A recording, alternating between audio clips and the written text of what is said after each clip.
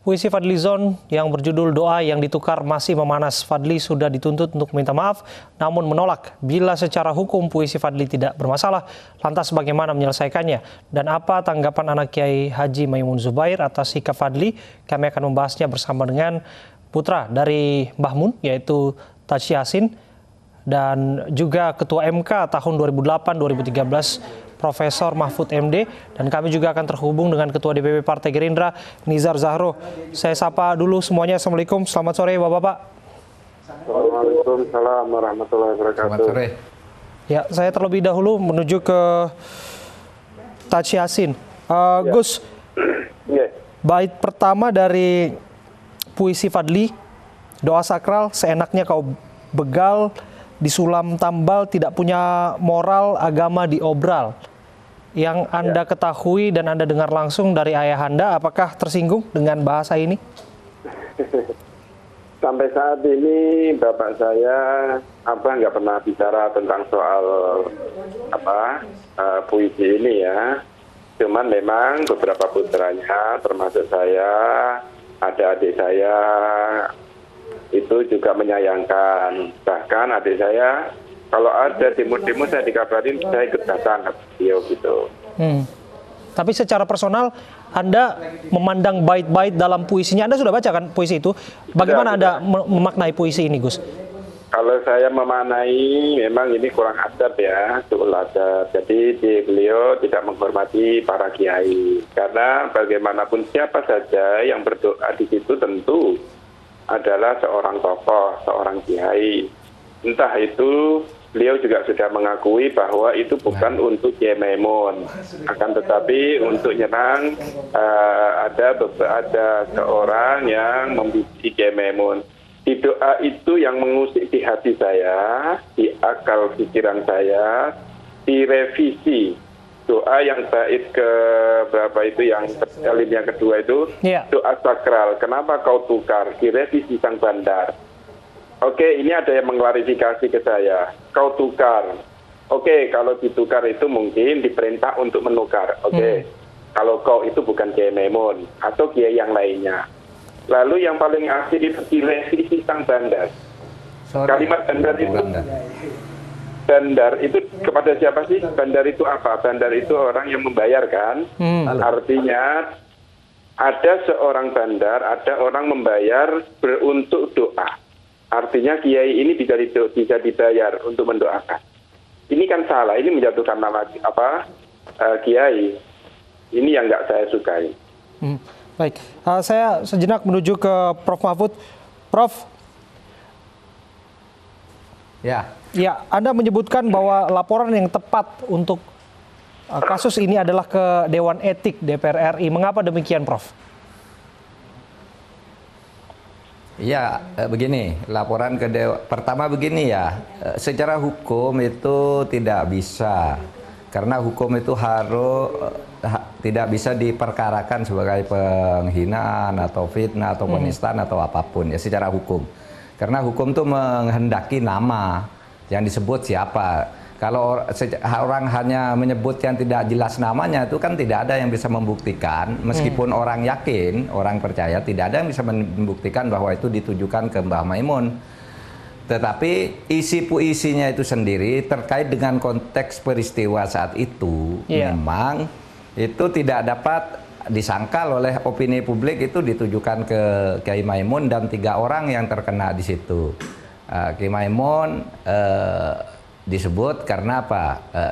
Dibegal, ditukar, berarti ada yang membegal doa itu. Gitu. Kira-kira itu tertuju ke Romi, lalu Kiai Maimun, lalu yang ketiga ada disebut rezim gitu. Tetapi tidak bisa itu diperkarakan secara hukum, karena hukum itu subjeknya harus jelas gitu. Nah, oleh sebab itu jelas itu hanya merupakan pelanggaran etik gitu ya. Karena orang tahu konteksnya begitu, meskipun tidak ngaku ya konteksnya begitu. Nah, kalau dilaporkan ke MKD bisa saja Majelis Kehormatan Dewan gitu. Ya. Berarti Anda menilai sesungguhnya tidak ada unsur pidana dalam puisi tersebut, Prof? Tidak ada karena itu tidak menyebut subjek tertentu. Polisi jadi kesulitan nanti kalau melaporkan itu siapa subjeknya. Kalau Fadlizon mengatakan, saya kan bilang kau itu kan banyak. Kan bukan dibegal itu kan banyak. Kecuali ada objeknya. Kau misalnya Kiai Maimun dibegal, Kiai Maimun di menukar doa gitu, baru bisa gitu ya.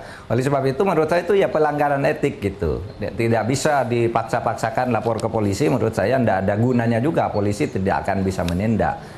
Oleh sebab itu menurut saya dilawan secara politik aja, di demo gitu kan, itu politik gitu ya. Kemudian dikampanyekan orang ini tidak beradab, tidak layak dipilih, tidak layak menjadi wakil ketua DPR, itu juga bagian dari hukuman moral gitu. Kalau hukuman dalam arti hukum formal, hukum pidana, rasanya ya tidak bisa. Tidak akan ada yang bisa membuktikan bahwa itu ditujukan ke subjek tertentu.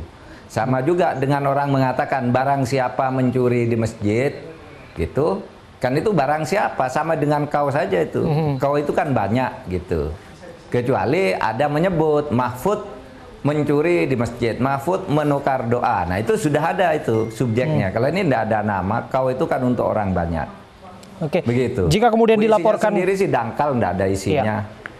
Jika kemudian silakan. dilaporkan ke MKD, bukankah ini kemudian terkesan politis? Karena kita tahu ini kan lembaga Senayan ini kan memang digawangi oleh berbagai macam partai di sana, Prof.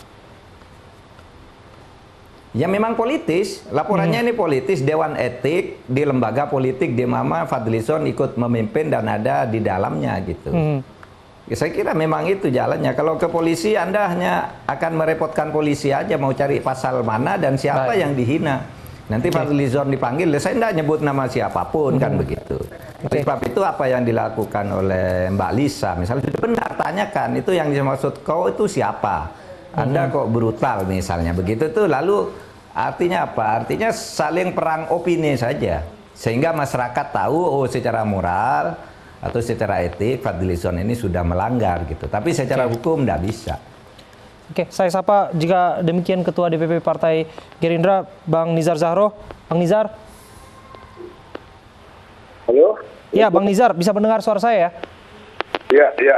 Ya, Bang, bisa diberitahu alasan mengapa sesungguhnya Wakil Ketua Umum Anda di partai Anda, Fadlizon, menolak untuk meminta maaf, dan bagaimana kemudian Gerindra menanggapi, merespon atas desakan berbagai elemen, termasuk santri-santri yang merasa terhina atas puisi ini? Sebetulnya kita menjelaskan semua masalah ini kan Bang Fadlizon. Akan tetapi karena tadi dari Ainyus meminta saya hanya mengutip dari beberapa pernyataan dari Bang Fadlizon bahwa yang dimaksud kau itu bukanlah ke Al-Mukarram Ki Haji Maimun, tetapi kaunya itu adalah penguasa. Oleh karena itu, karena ini yang membuat saja atau puisi itu adalah Bang Fadlizon, berarti Bang Fadlizon yang bisa menjelaskan secara detail alasan kenapa beliau tidak meminta maaf. Akan tetapi dari beberapa penjelasan yang ada di media massa, bahwa Bang Fadlizon itu sangat menghormati Mbak Kiai Haji Maimun dan juga Bang Nizar, mohon maaf saya potong. Jika kemudian disebutkan bahwa kau dalam subjek referensi puisi tersebut bukan Mbah Mun, lantas siapa kau yang dimaksud dalam subjek puisi tersebut? Makanya saya bilang tadi sebetulnya ini yang bisa menjelaskan Pak Fadlizon sendiri, bukan saya. Kalau saya menjelaskan nanti bisa salah maksud. Makanya saya tadi menyarankan kayaknya agar menghubungi Pak Fadlizon gitu loh. Oke. Saya sudah menjelaskan, lebih baik itu Pak Fadlizon yang menjelaskan. Tapi saya mengutip terhadap beberapa pernyataan dari Pak Fadlizon di beberapa media massa itu. Saya nggak etis dan nggak elok menjelaskan terhadap puisi yang bukan saya yang membuat gitu loh. Jadi saya pikir lebih baik dialog ini nanti dan kami mengundang Pak Fadlizon, meminta konfirmasi Fadlizon.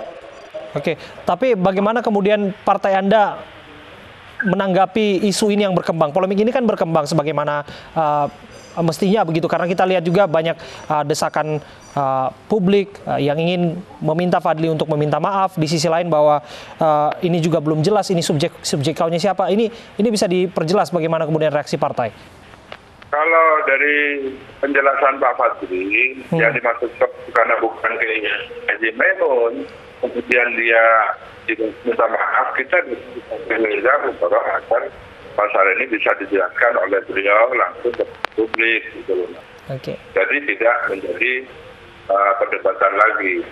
Saya pikir ini adalah haknya Pak. Jadi dalam 1-2-3 hari ini jelaskan secara detail dan Partai Gerindra memberikan kewenangan agar apa tulisan Pak itu bisa ditelaah dan bahwa itu tidak dimaksudkan kepada Al-Mukarram Haji MU. Oke. Yang sampai Baik. Prof. Mahfud tadi. Iya. Baik, saya ke Gus Yassin. Gus, benarkah bahwa banyak santri Bahmun yang tersinggung dan marah merespon puisi Fadli ini? Ya, banyak sekali yang marah ya. Jadi bisa dilihat, cuman memang saya himbau untuk jangan sampai turun ke jalan. Jadi kita pasang poster untuk membela Kiai Maimun lewat media Facebook, lewat media Instagram, lewat media WhatsApp dan lain sebagainya. Ini sudah digerakkan. Bahkan bukan hanya santrinya Kiai Maimun, banyak kiai-kiai dan para santri yang marah. Ada dari Probolinggo, hari ini ada, saya dengar juga ada di Grobogan, kemarin ada di Kudus, ada di beberapa gerakan-gerakan yang digerakkan karena cinta kiai. Ya.